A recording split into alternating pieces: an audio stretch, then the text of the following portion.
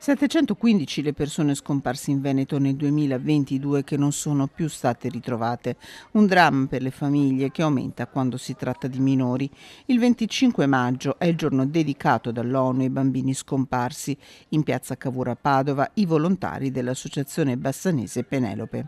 A parte la persona che scompare, che in primis è loro, però la famiglia, quello che vive la famiglia è un dramma che non finisce mai, in particolare per chi sta ancora aspettando, perché ci sono famiglie che aspettano il proprio caro, chi da 10 anni, chi da 20, chi da 15, anche da 30 anni. Ed è nata dalla sensibilità di uno dei familiari delle persone scomparse che si ritrovano nell'associazione Penelope, che è nato Allarme al Parco, un opuscolo illustrato che verrà portato nelle scuole proprio per aiutare famiglie e bambini a gestire un'eventuale scomparsa.